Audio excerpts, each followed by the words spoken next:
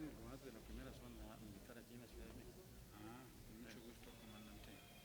Un cuartel general ahí en Tacubaya. Pues ni más ni menos. Hay no sé si conozcan, hay un casco ahí de lo que fueron unas fábricas. En los últimos tiempos, una fábrica de vestuario y equipo del ejército. ¿No están Y ahora en está, Chapultepec? no, ¿No es el que hicieron la cuarta sección de sobre la avenida Observatorio, Ah, el sí. periférico. Es muy bonito ahí, Sí, ¿no? Muy bonito. es un campo Luego muy bonito. invíteme ahí a dar un Claro, recorrido. claro. Está dividido el espacio porque la mayor parte la ocupa el Centro de Estudios del Ejército y Fuerza Aérea. Qué bonito. Tienen un jardín impresionante. Enfrente hay una como iglesia Exactamente, antigua, ¿no? es el Museo de Cartografía. Se quedó en medio del Sí, periférico. exacto. Sí. Entonces usted ahí está de comandante. Ajá. ¿Cuántas zonas militares hay? 46 en todo el país. 46. Sí. ¿Usted le reporta a mi general secretario? Yo tengo un escalón todavía antes que es el comandante de la primera región que tiene su cuartel general ahí en Chivatito. ¿Y cuántas regiones hay? 12. O sea, hay 46 zonas, Que 12 le reportan regiones. a 12 regiones. Por ejemplo, esa región controla el estado de Hidalgo, el estado de Morelos, el estado de México y la Ciudad de México. Son 5 zonas que dependemos de la primera región. Y Fuerza Aérea es separado, ¿no? Esa parte sí. Que muchas veces coinciden sus cuarteles generales con nosotros. Bienvenidos y bienvenidas. Es un placer que nos acompañen en esta fecha tan significativa. La Secretaría de Cultura, el Instituto Nacional de Antropología e Historia y el Instituto Nacional de Estudios Históricos de las Revoluciones de México, a través del Museo del Templo Mayor, se complacen en contar con su presencia en la inauguración de la exposición temporal Tenochtitlan y Tlatelolco a 500 años de su caída, y a la entrega del Premio Especial 500 años Conquista y Resistencia Indígena como parte de las conmemoraciones 2021. Por tal motivo, nos honran con su presencia la doctora Marina Núñez Vespalova, subsecretaria de Desarrollo Cultural de la Secretaría de Cultura.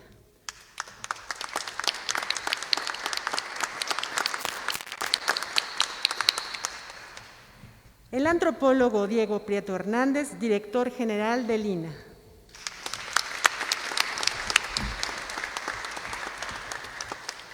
El doctor Felipe Ávila Espinosa, director general del INERM.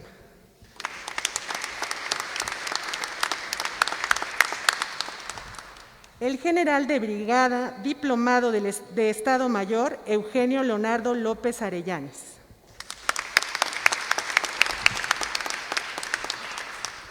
Eduardo Villegas Mejías, coordinador nacional de Memoria Histórica y Cultural de México.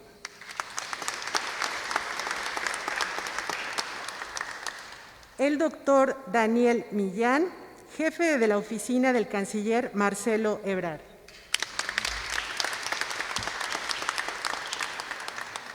El licenciado Manuel Cepeda Mata, coordinador de conmemoraciones de la Secretaría de Cultura.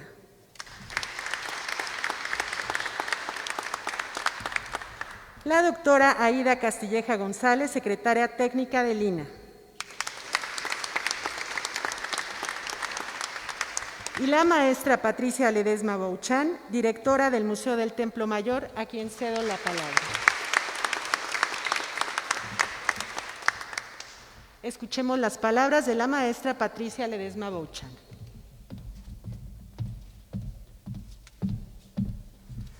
Honorables miembros del Presidio, un saludo a todos los que nos acompañan también. Doctora Marina Núñez, mándale un saludo cordial a nuestra secretaria, por favor. Era el año de 1473. Tlatelolco se incendiaba y su tlatónimo Kiwix moría a manos de los tenochcas. Ese fue el último episodio de una guerra fratricida. Sus historias desde siempre estuvieron unidas. Hablaban la misma lengua y compartían al mismo dios patrón, Huitzilopochtli.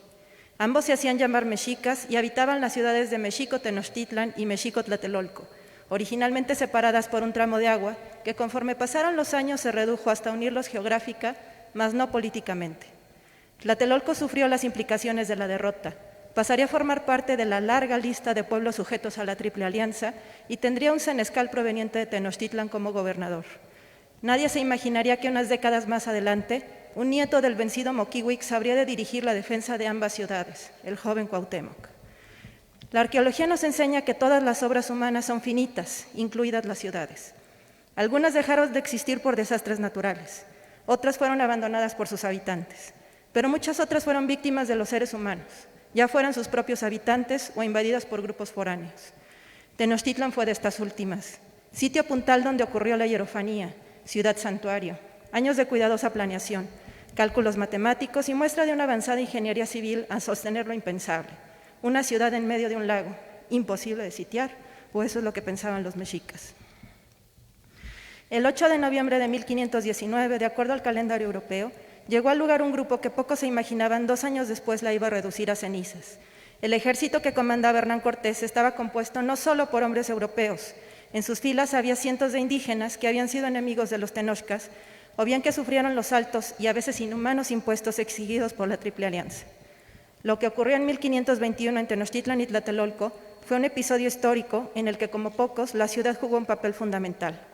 Mientras Cortés se aprestaba a levantar la espada sobre esta codiciada joya, los mexicas se resguardaban en su complejidad arquitectónica, utilizándola casi como escudo, como chimal, ante las letales armas utilizadas por los europeos que ya habían conocido en carne propia meses atrás, pero contra las que dieron estrategias para defenderse.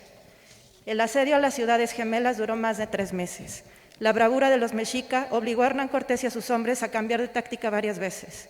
Habiendo atacado a Tenochtitlan con singular ferocidad, sus habitantes se refugiaron en Tlatelolco. Cortés entonces echó mano de sus palabras melifluas, como las calificaba su compatriota Bernal Díaz del Castillo. Le ofreció a Tlatelolco el perdón a cambio de entregar a Cuauhtémoc y a los tenochcas. Sabía que los suministros eran limitados y que ahora tendrían que compartirlos, que había antecedentes de malos tratos y rivalidad entre los hermanos, y además echó en cara a la juventud de Cuauhtémoc para dirigir la resistencia, que tenía unos 18 o 23 años más o menos. Pero los tlatelolcas contestaron a grito cuando las embarcaciones europeas se alejaban del encuentro diplomático. No dejarían solo al Tenochca. La suerte de los mexicas sería compartida. Cortés elevó entonces las agresiones. La devastación fue abrumadora. La captura de Cuauhtémoc el 13 de agosto, después del último Tetzáhuitl ocurrido una noche antes, dio fin al asedio de las ciudades gemelas que yacían en ruinas. Con el paso del tiempo y ya sin referencia material, la magnificencia de la antigua capital mexica fue olvidándose y la memoria se convirtió en leyenda, junto con la heroica resistencia de sus habitantes. Pero los dioses se negaron a morir, citando a Eduardo Matos. Restos del antiguo mundo aparecían aquí y allá, y así como fueron manos humanas los responsables de la destrucción de la ciudad, manos humanas también habrían de ser las encargadas de recuperarla, ya fuera en textos documentales o a través de actividades de excavación y conservación. Las fuentes históricas, tantas veces editadas, estudiadas y hasta traducidas, registraron nombres que hoy llegan a nuestros días, como Tzilacatzin, Huehuecoyotl, Huecatzin, además de las valerosas actitudes de mujeres, ancianos y niños que participaron en la contienda y de los esfuerzos de los guerreros, esos formados en el Calmeca con los tepozcalis. Historias a las que los científicos nos han acercado con nuevas y enriquecedoras miradas, y de las que también hablan los salvamentos y excavaciones arqueológicas. Entre ellos destaca, por supuesto, el hallazgo de la diosa Coyolxauhqui y la excavación del Templo Mayor. El encuentro durante el siglo XVI entre dos formas de ver, pensar y vivir el mundo de una Mesoamérica y una Europa que pasaron miles de años en desarrollos históricos independientes fue una gran oportunidad para comprender nuestra condición humana. En no pocos episodios, tanto el bando indígena como el europeo quedaban atónitos ante el poder creativo de su adversario. Las hazañas, el heroísmo y el ingenio se hicieron patentes, especialmente en momentos críticos como los vividos entre mayo y agosto de 1521, y desgraciadamente también quedaron atónitos ambos por el poder de destrucción y la crueldad de la que podemos ser capaces los seres humanos. Ser creador, ser destructor. La historia de Tenochtitlan y Tlatelolco es la misma de muchos pueblos antes y después de ellos. La humanidad es capaz de organizarse y levantar ciudades cuya magnificencia nos remite a lo divino. Y así también es capaz de terminar absurdamente con sus propias creaciones y sus semejantes. No hay respuestas fáciles para comprender por qué cayeron los mexicas, pero asumimos el reto desde el Templo Mayor. Agradezco a todos los museos e instituciones que generosamente prestaron parte de sus colecciones para conformar la muestra que hoy veremos. así como a todo mi equipo que colaboró para que esta exposición pudiera llevarse a cabo y estuviera a la altura de la importancia de esta conmemoración. La dedicamos con mucho cariño a Ceci Gaña, a Dan Meléndez y Helado Terreros, que hoy acompañan al sol como guerreros que fueron. La tarea del científico para recuperar el pasado prehispánico no es fácil y requiere de disciplina y una labor colegiada que a la fecha ha sentado precedentes. De esta forma, el mundo mexica, que hoy con heroicos esfuerzos fue protegido hasta su último aliento en 1521, se acerca hoy a nosotros a través de esta exposición temporal y las magníficas 8 salas que conjugan ese pasado milenario que nos sigue asombrando. Muchas gracias.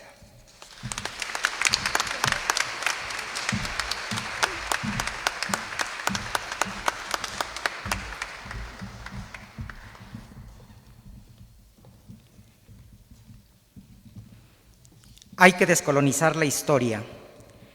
Por más antiguos que sean los hechos, es imperativo ético volver a estudiarlos, aprender, reinterpretar y despojarlos de leyendas o tabúes que sobre ellos se cernieron y reivindicar a los antiguos pobladores.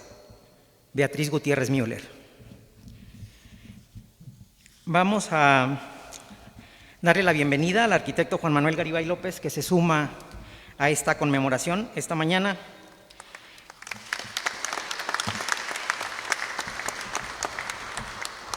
Él es coordinador nacional de museos y exposiciones del INAH, y para continuar con el programa de esta mañana vamos a proceder a la premiación de los ganadores de este certamen. La relevancia de reconocer, revisar y difundir los hechos históricos radica en el futuro, saber de dónde venimos para saber qué buscamos, hacia dónde queremos dirigirnos. Vamos a escuchar el mensaje del doctor Felipe Ávila Espinosa, director del Instituto Nacional de Estudios Históricos de las Revoluciones de México.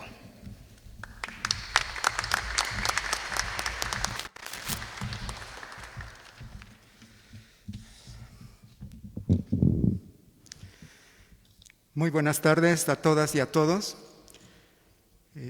Doctora Marina Núñez, subsecretaria de Cultura, distinguido presidium, personas que nos acompañan, compañeros de los medios de comunicación.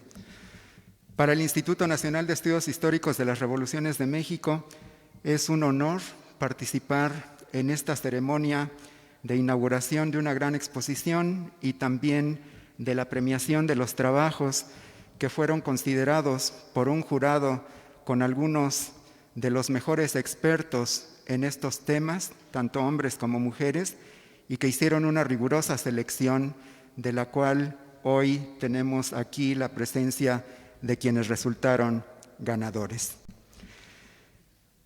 Lo que hoy es México es una nación que se ha constituido a través de una historia milenaria.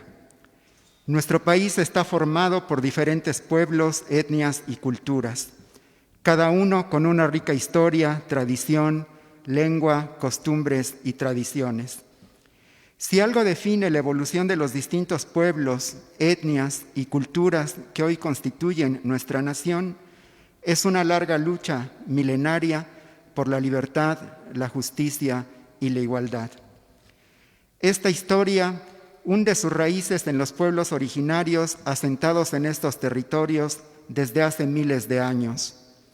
Estos pueblos desarrollaron culturas esplendorosas con sociedades complejas que construyeron estados teocráticos y militares y una sociedad estratificada, con una agricultura altamente productiva y ciudades y centros ceremoniales cuyos sitios arqueológicos aún nos maravillan. Entre estas avanzadas culturas destacaron la olmeca, la teotihuacana, la tolteca, la maya, la mixteca, la zapoteca, la tarasca, la totonaca, la mexica, la tlaxcalteca, la cholulteca, la texcocana, por mencionar solo algunas de ellas.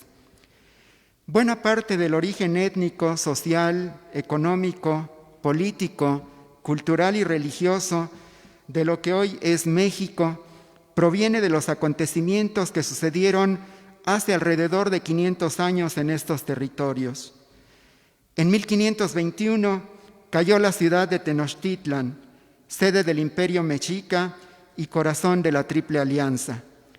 Como han mostrado las más recientes investigaciones, la caída de Tenochtitlan, que se había interpretado como la hazaña de un pequeño grupo de españoles sobre millones de pobladores indígenas, alegando una supuesta superioridad civilizatoria, militar, económica y cultural europea, fue una mentira, pues en realidad lo que ocurrió fue una guerra mesoamericana en la que los pueblos sometidos por la Triple Alianza emprendieron una lucha de liberación y se aliaron a los invasores españoles para ello.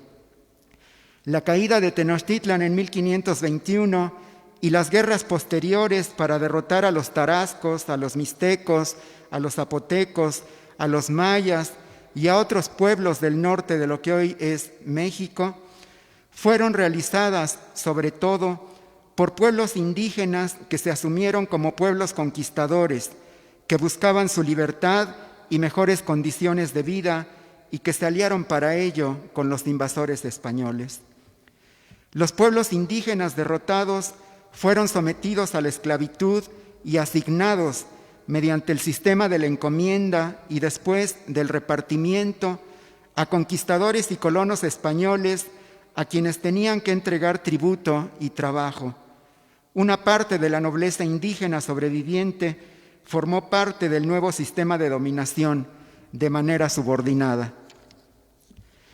La conquista significó una catástrofe histórica, social, cultural y demográfica para los pueblos originarios americanos.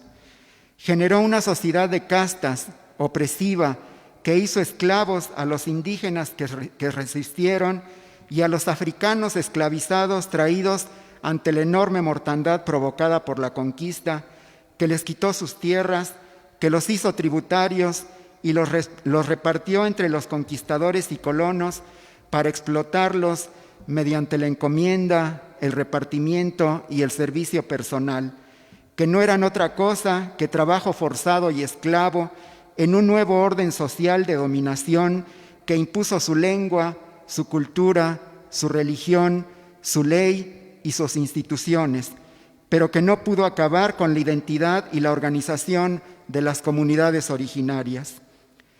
Los pueblos indígenas americanos desde el primer momento resistieron. Su resistencia se expresó de manera abierta en las rebeliones indígenas y de afrodescendientes de los siglos XVI, XVII y XVIII, y de manera velada, pero efectiva, en su resistencia cotidiana, soterrada, persistente, oculta para los ojos de los opresores, pero visible y significativa para los oprimidos, por mejorar sus condiciones de vida y mantener su dignidad. Esa resistencia logró que preservaran buena parte de su cultura, de su lengua, de sus tradiciones, de sus formas de organización y de gobierno, que defendieran su lengua y sus relaciones comunitarias que les daban identidad. Esto les permitió sobrevivir, reconstituirse y afirmarse y preservar manifestaciones culturales vigorosas e identidades colectivas en un proceso que hoy cumple 500 años y que no ha terminado. En el marco de esta gran conmemoración de los 500 años de resistencia indígena, la Comisión Nacional de Conmemoraciones de Hechos, Procesos y Personajes Históricos le encomendó a la Secretaría de Cultura organizar este concurso de 500 años para premiar a las mejores tesis de licenciatura que se hubieran trabajado en los años recientes y para lo cual, junto con el Instituto Nacional de Antropología e Historia que dirige el antropólogo Diego Prieto, el INERM y el INA nos coordinamos bajo la coordinación de la Secretaría de Cultura para hacer pública esta convocatoria, para constituir un jurado con algunos de los mejores hombres y mujeres expertos en estos temas que dictaminó de manera rigurosa los trabajos. Y tengo la oportunidad de subrayar que la calidad académica de los trabajos que se evaluaron es de manera significativa muy sobresaliente. El jurado, y eso lo expresaron en las reuniones de dictaminación, estaba sorprendido por la calidad académica de tesis de licenciatura que, si no hubiéramos sabido que eran de esta categoría escolar, muchos podían haber pensado que eran tesis de maestría y aún tesis de doctorado. De esa calidad es el trabajo académico que se seleccionó, y nos da muchísimo gusto que se hayan escogido, después de una amplia y abierta y democrática dictaminación, a los vencedores que hoy van a recibir el premio que merecidamente se han ganado. Muchísimas gracias.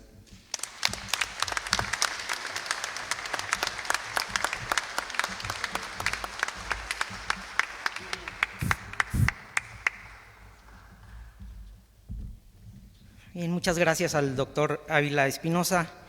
Como él decía, esta es una conmemoración por estos 500 años de conquista y resistencia indígena, pero es también y sobre todo una fiesta de los ganadores. Así que le vamos a pedir a los integrantes del pódium que nos ayuden con la entrega de reconocimientos de estos jóvenes investigadores que, como dijo también el doctor Ávila, mostraron una calidad casi invaluable. Y la ganadora absoluta de este certamen, nuestro premio especial 500 años Conquista y Resistencia Indígena, fue la investigación La Cañada Oaxaqueña, región multiétnica con un pasado compartido, configuración territorial y cultural de Nanya Chiquihuitlán, Ñacanú y Ñatachi, siglos XVI y XVIII, cuya autora, de la Escuela Nacional de Antropología e Historia, es Aquetzali Nayeli Mora Jiménez.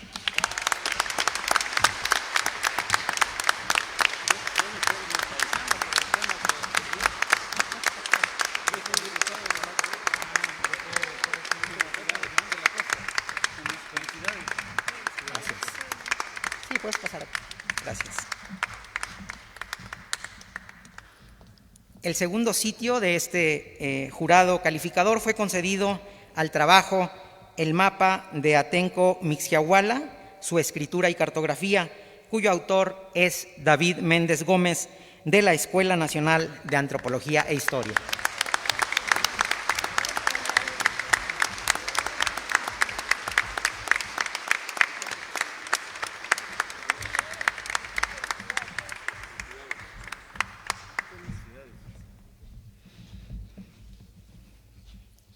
En estas deliberaciones, el jurado decidió conceder el tercer lugar de este premio especial para la investigación El mapa de Nuremberg, un acercamiento de la visión española de México Tenochtitlan, de Fabiola Ferman Cruz, de la Universidad Veracruzana.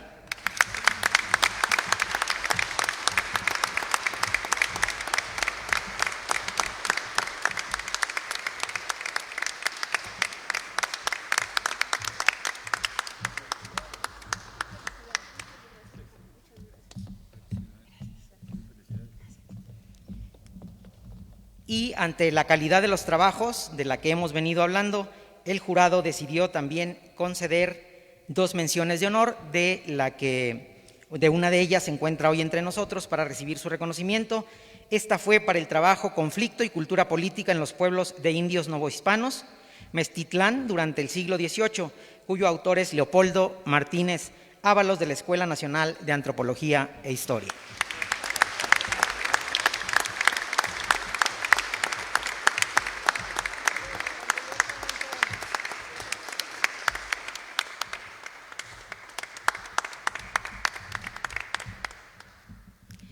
Y entre investigadores de este nivel y autoridades de la cultura de nuestro país, vamos a escuchar ahora las palabras del director general del Instituto Nacional de Antropología e Historia, el doctor Diego Prieto Hernández. Me gustaría que primero pasen a una foto.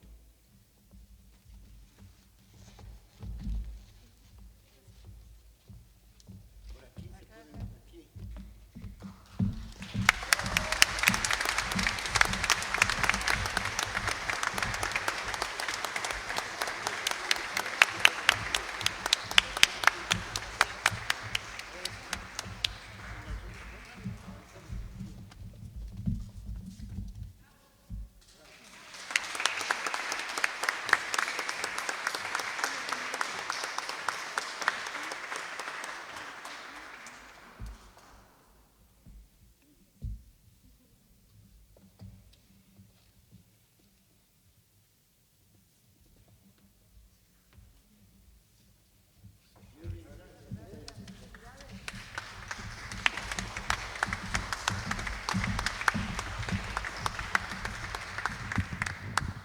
Me complace mucho estar en este acto que forma parte de un sinnúmero de actividades académicas, culturales, cívicas, rituales, por supuesto, porque hay mucha danza alrededor de esta memoria y estas conmemoraciones que acompañan la memoria de los acontecimientos que se desencadenaron hace 500 años a partir de la llegada a nuestras tierras de los extraños que venían con Hernán Cortés. Porque para quienes vivían aquí, los extraños eran ellos. Ya lo dijo Patti, desde el 8 de noviembre de 1519 llegan a esta ciudad.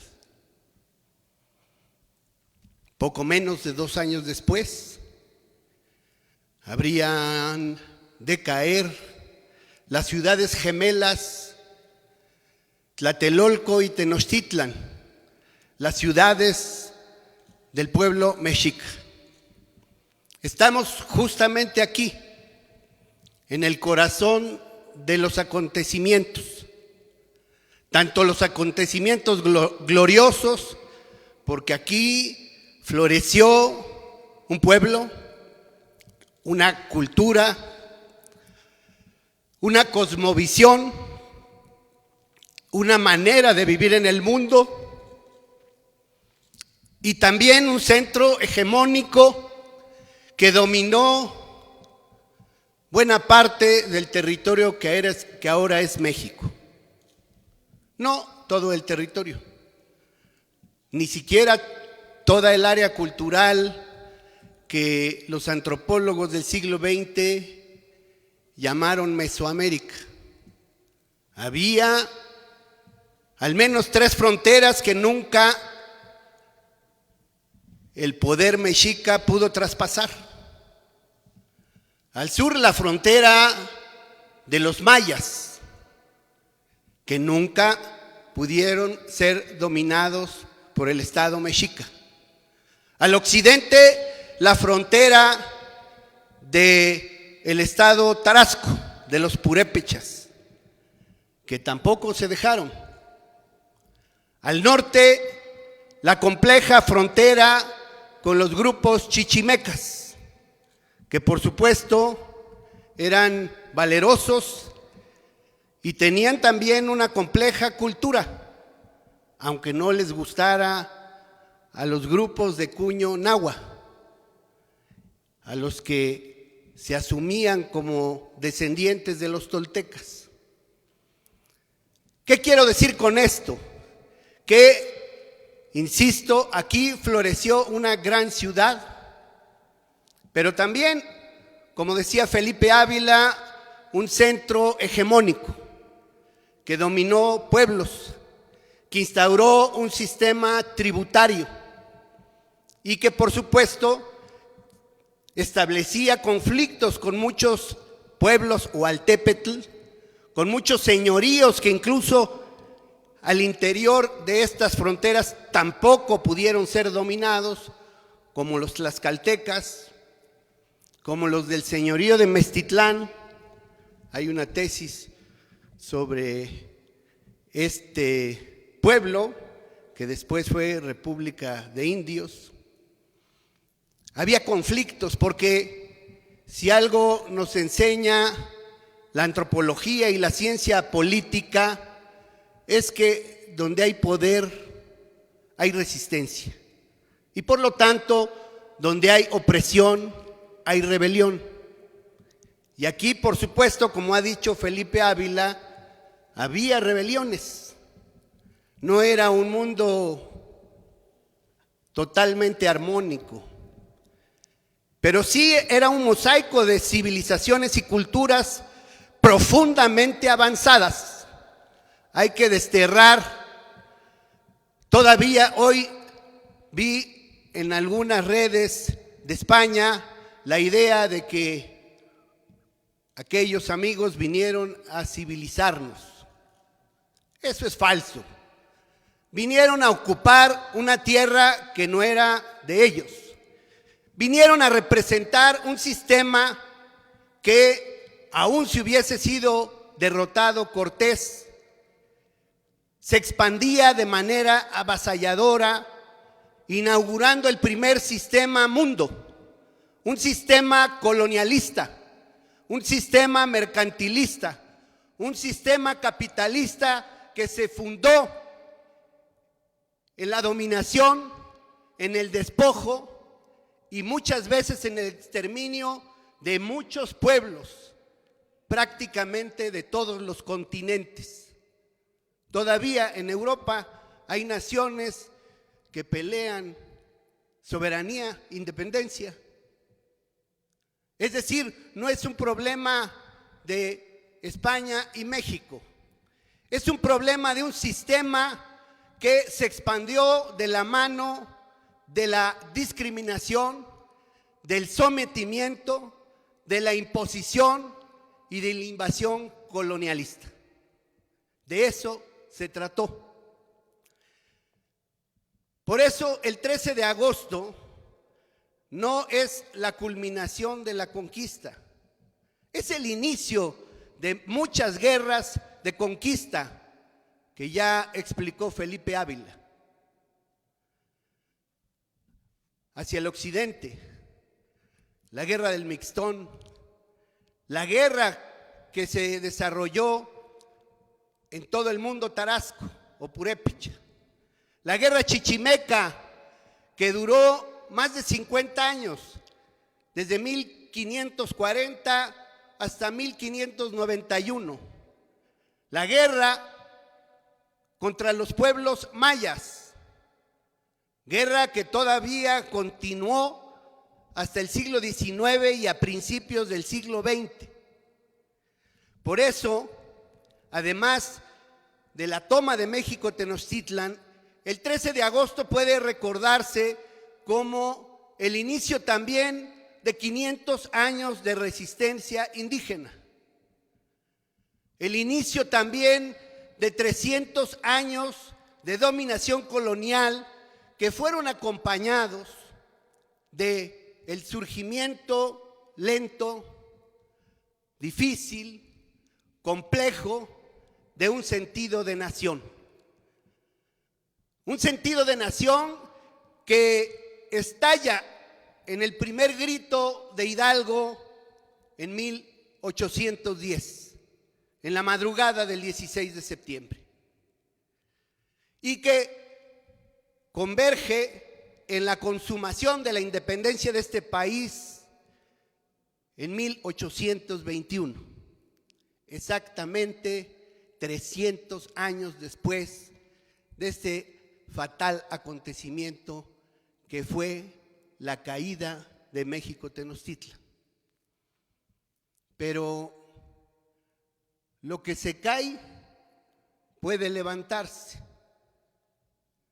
Caída no es muerte. Y si bien muchos perecieron en el sitio de México Tenochtitlan y México Tlatelolco, muchos sobrevivieron, tanto en el ámbito de los derrotados, de los defensores de México Tenochtitlan, como también de aquellos pueblos que con sus propios intereses y la capacidad de desarrollar a su manera sus propios proyectos, como dijo Felipe Ávila, se sumaron al asedio y después se dieron cuenta que no les fue tan bien. Ellos seguramente al aliarse sabían que estaban incorporándose a un poder imbatible, pero no sabían que ellos también iban a ser víctimas de la discriminación, del sometimiento, de la subordinación. Porque aun cuando se reconocieron, una de las tesis lo plantea, repúblicas y pueblos de indios, siempre tuvieron menores derechos. Y por eso estas resistencias, después de 300 años, convergieron con el sentido patriótico que empezaban a alimentar muchos integrantes de la élite criolla y también de la sociedad mestiza novohispana en general, y pelearon por la independencia de nuestro país. Pero como bien dijo Felipe Ávila, la independencia de México fue efectivamente también el inicio apenas de una difícil construcción de una nación independiente y soberana, que ha podido defender su independencia, pero que no ha logrado los anhelos fundamentales de ese movimiento: la justicia, la igualdad, la libertad y el respeto a la diversidad de pueblos, de formas de pensar, de lenguas y de identidades étnicas que todavía para algunos sectores de la población son inferiores y no son dignos de el respeto que merecen. Por eso decimos 500 años de resistencia. Para algunos puede ser muchos, para otros tal vez no tanto. En España, la guerra contra los moros duró nada más 700 años, ¿no? De manera que creo que tenemos que recuperar la memoria de estos acontecimientos con el compromiso de trabajar por una sociedad, como lo hemos dicho, efectivamente justa, igualitaria, libre, fraterna y plural. Y de eso se trata, porque, repito, si bien México Tenochtitlan cayó, México sigue en pie. Y como dice el verso de los cantares mexicanos, ¿quién podrá conmover los cimientos del cielo? Con nuestras flechas, con nuestros escudos, está existiendo la ciudad. México Tenochtitlan subsiste. México existe ahora como la capital de un país que se llama así, y como el centro que articula una diversidad increíblemente rica y portentosa. Una diversidad que nos debe llevar a hermanarnos, porque ahora, después de tantas fatalidades, sabemos que los tlaxcaltecas son nuestros hermanos, son mexicanos también, lo mismo que los cholutecas, o los ñañó, o los mijes, o los mixtecos, o los ralámuli, o los virrárica, o los afrodescendientes, o los mestizos de cualquier región, o quienes vinieron de África, de Europa, de Asia, todos somos mexicanos. Y esa es una lección que debemos recuperar. Y si todos somos mexicanos, debemos entonces reconocer esta pluralidad, pugnando por un país más justo, por un país menos desigual, por un país que se reconozca en el mundo como defensor de la paz y contrario a la violencia, a esa violencia que se desarrolló de manera descarnada entre mayo y agosto de 1521.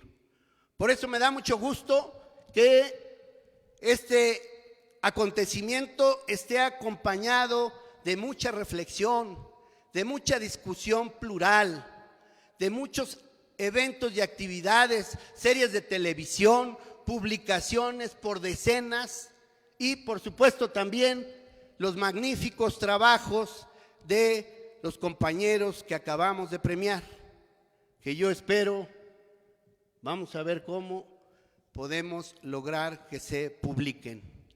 Los felicito de verdad, muy en particular a los compañeros de mi Escuela Nacional de Antropología e Historia, Yo no sé por qué acapararon tanto los premios, pero por fortuna hay una tesis de la Universidad Veracruzana que acredita también la fuerza de las universidades públicas de todos los estados de la Federación.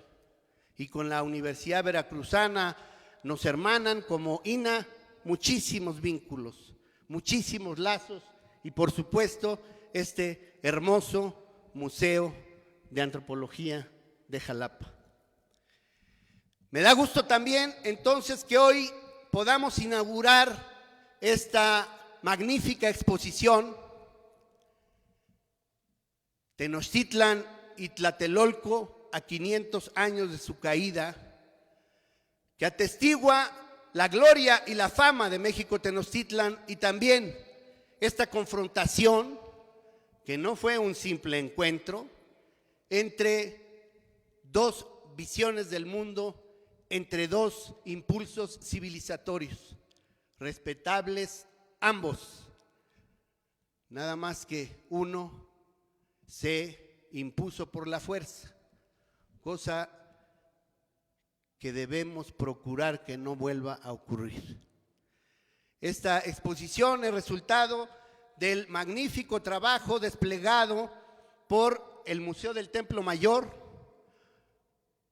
dirigido por Patricia Ledesma, por el equipo del proyecto Templo Mayor, que fundó nuestro querido colega Eduardo Matos Moctezuma, y por todos los compañeros arqueólogos, restauradores y museógrafos de este gran museo, que hoy reabre sus puertas.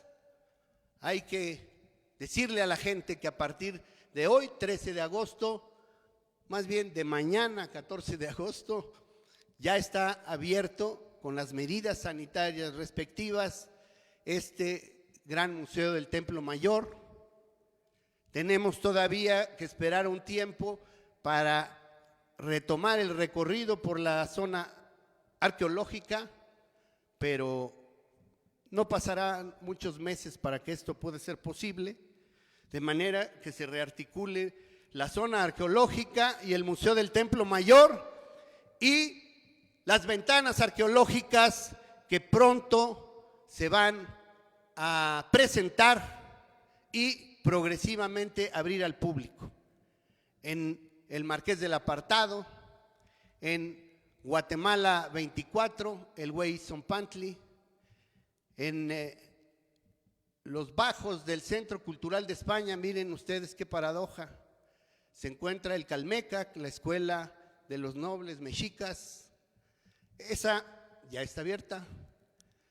Y también en Guatemala 16, los vestigios de un impresionante templo dedicado a Ejecatl y parte de las escalinatas del gran juego de pelota. México, Tenochtitlan, como vemos, subsiste y emerge de las profundidades.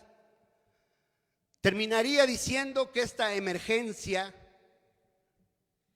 de México y de México Tenochtitlan en particular inicia probablemente con el acontecimiento que da pie a la intensificación del patriotismo novohispano. El 13 de agosto de 1790 aparece ni más ni menos y con unos días de diferencia otra piedra, pero la primera es la Piedra del Sol y después la Coatlicue.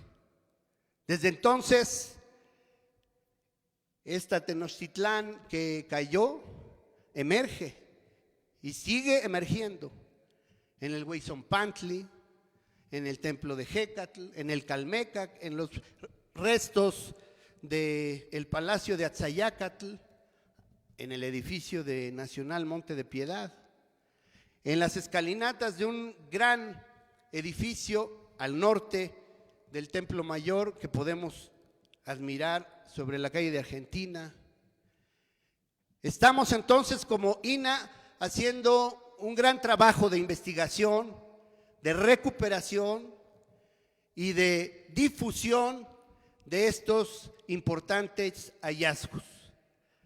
De manera que la recuperación de esta memoria, proyecto que además acompaña siempre al INA, el Programa de Memoria Histórica y Cultural de México, aquí con Eduardo Villegas, que está con nosotros, seguiremos trabajando en ese esfuerzo. Y por supuesto, no solo en México, Tenochtitlan, en todos los rincones del país. Me congratula mucho que nos acompañen en este acontecimiento. Hace un momento estuvimos en la ceremonia cívica y cultural central del día de hoy con el presidente de la República y con la jefa de gobierno, dando el relieve que merece este recuerdo difícil pero necesario de asimilar. Muchas gracias.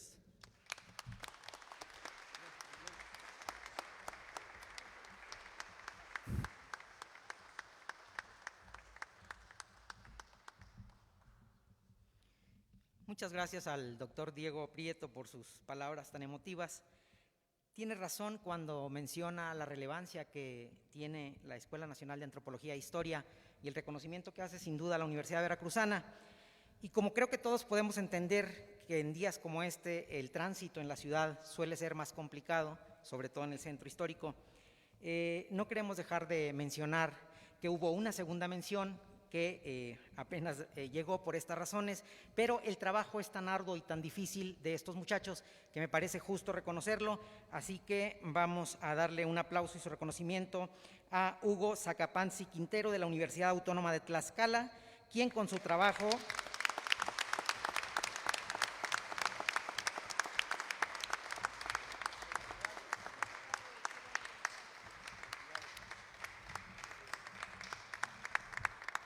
trabajo Apellidos Nahuas del Altépetl de Topoyanco, reflejos de vínculos de linaje, estatus social y filiaciones culturales siglos XVI al XIX, obtuvo esta mención de honor.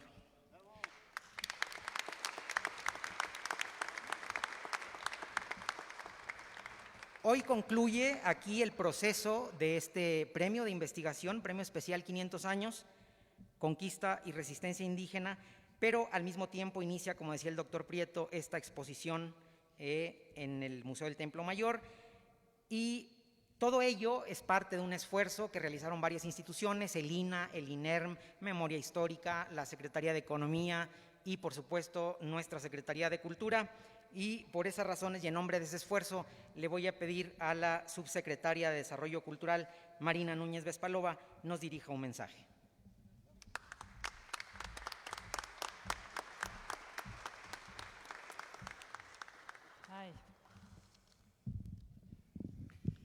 Muy buenas tardes a todos. Voy a romper un poquito protocolo con mis saludos porque quisiera comenzar con los ganadores de este concurso que tengo a mi derecha. Hacer un trabajo como el que ustedes hicieron es un esfuerzo enorme, implica una perseverancia que no pocos alcanzan y ustedes lo saben. Y pues felicitarlos primero y darles un saludo muy cordial de parte de la Secretaría de Cultura. Muchas gracias. A quienes me acompañan aquí en el Presidium, compañeros, amigos, Diego, Aida, Patricia, que nos hospedan aquí, Felipe, que hizo un gran trabajo de coordinación para este concurso. Eduardo, muchas gracias, que siempre estás con nosotros en estos emprendimientos. Pues es un honor estar con ustedes también. Y el mismo saludo para todos ustedes. Esta fecha ya se dijo de manera amplia. Permítanme que me quite esto porque no me estoy escuchando bien. Decía yo que esta fecha es muy significativa, ya se mencionó por qué, no voy a abundar en eso. Es muy significativa que además la estemos conmemorando aquí, en este espacio, delante de la diosa, delante de quienes siguen mostrando las voces de aquella ciudad magnánima que está ahora en gran medida bajo nuestros pies, pero cuyos herederos, cuya gente sigue resistiendo, en efecto, seguiremos resistiendo 500 años y pues como se ha visto a lo largo de este evento, no hay mayor resistencia que la cultura y no hay mayor resistencia que el conocimiento que se transmite a través de la gente. Y no hay conocimiento que no se pueda transmitir si no se entiende, si no se reflexiona a través de él. Y creo que la labor que han hecho estos muchachos profesionistas ya en ese sentido es muy loable. Como dijo el presidente de la República esta mañana, aquí no solamente se está conmemorando un hecho histórico que se conoce, que se seguirá interpretando, cuyos bemoles seguiremos conociendo. Aquí lo que hay que hacer este día es reafirmar varias cosas. Uno, nuestro compromiso como gobierno, nuestro compromiso humano y personal de no permitir más ningún hecho de discriminación. Este pueblo no puede, y cuando hablo de pueblo hablo de nación mexicana, no puede presumir que va a desarrollarse, que va a ser grande si seguimos negando una gran parte de nuestra población. Lo segundo es que la palabra igualdad sea una realidad y no solamente sea un concepto que se enuncia a veces de manera muy fácil. Lo tercero es que los actos que se cometen a veces a nivel muy inconsciente de clase, actos racistas, actos clasistas, tienen que desterrarse ya. Tenemos que ser conscientes de lo que hacemos, de lo que hablamos, tenemos que tener más respeto hacia el otro, como nosotros mismos pediríamos que fuera para nosotros. Entonces, desterrando este tipo de cosas y haciendo un compromiso en este día tan especial para erradicar estos, digamos, modos que hemos tenido tradicionalmente y que hemos estado viendo y que a veces incluso nosotros mismos practicamos, creo que llegaremos a un mejor puerto como país. Estas conmemoraciones no se pueden entender sin pensar en todo aquello que ha dado constancia y registro a nuestro pasado, de todo lo que se ha escrito y leído. Cronistas, investigadores e investigadoras, divulgadores han contribuido a que todos los resquicios de nuestra memoria se conserven. De nada valdría conmemorar sin reflexionar. Conocemos más gracias a la labor que especialistas como ustedes llevan a cabo y el hecho de aprender, de conocer y pensar quizá sea una de las mayores riquezas a la que podemos aspirar. México es un país infinito. Los trabajos de investigación que hoy son reconocidos dejan constancia de la historia, de la conquista y resistencia indígena que aún no se termina de contar. La convocatoria al Premio Especial 500 Años Conquista y Resistencia Indígena es parte del reconocimiento de quienes se dedican a recuperar la memoria y que a través de sus tesis o trabajos de investigación hacen que la historia de todos los rincones de nuestra nación se siga contando. Agradezco nuevamente a las y los estudiantes recién egresados, investigadoras e investigadores que participaron en esta convocatoria. Muchas gracias por su interés y su confianza. Este premio no hubiera podido ser posible sin el apoyo, como ya se dijo, de la Secretaría de Economía. Hago un reconocimiento muy especial a su titular y al equipo de trabajo que la acompaña, que siempre estuvo con nosotros desde el momento de la concepción de este concurso. De manera particular, me pidió la Secretaria de Cultura que reconociera el trabajo de la institución de la que está al frente Felipe Ávila, muchas gracias. Y también, por supuesto, del gran acompañamiento que en este sentido ha dado el Instituto Nacional de Antropología e Historia. Gracias, Diego. Como ya se ha dicho, los ganadores, pues ustedes han visto, representan no solamente una gran variedad de temas, sino también una gran variedad de intereses y espacios donde cada uno de ellos trabaja y lleva a cabo sus distintas investigaciones. Esto nos dice mucho sobre el interés intelectual que nuestros jóvenes están demostrando, no solamente en un sitio, sino en diversas regiones de este país.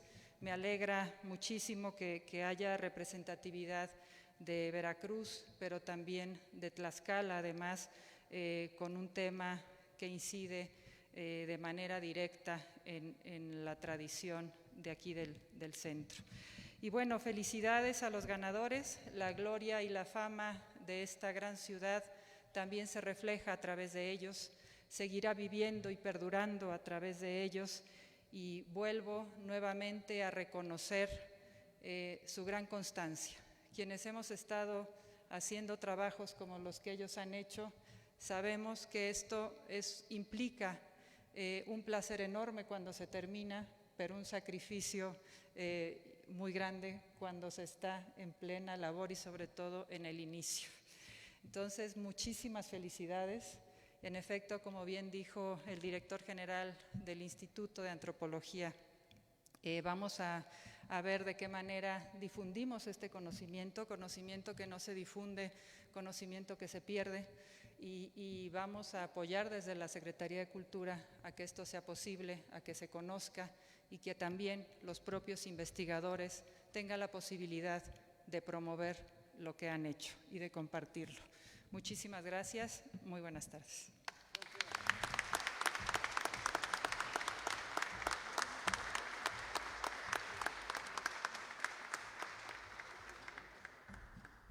Muchas gracias a la doctora Marina Núñez por sus palabras.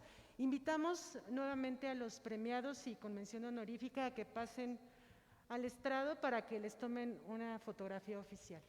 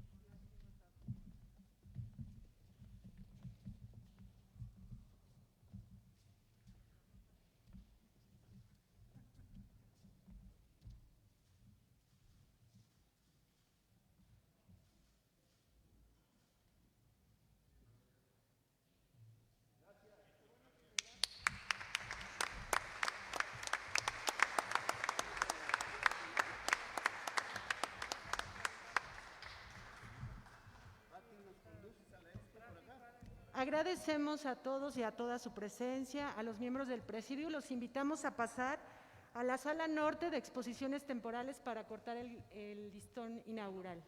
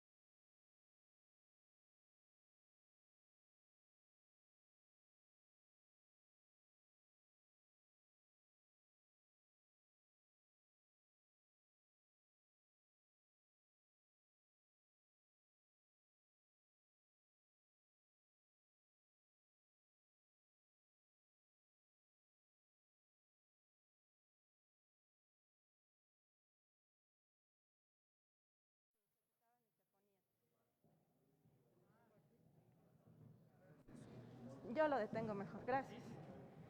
Y en esta, acá vemos, hicimos como una contrapropuesta, porque finalmente, pues sí, el armamento militar español era superior, de alguna forma era mucho más letal, tenían armas que alcanzaban grandes distancias, obviamente las bombardas o estos cañones, ahí. Sí, yo creo que va a ser más fácil. Y esta es el armamento prehispánico. Es bien extraño porque no hay Yo creo que ya terminamos la presentación. ¿Ya? ¿Sigo? Sí, dile a Ana.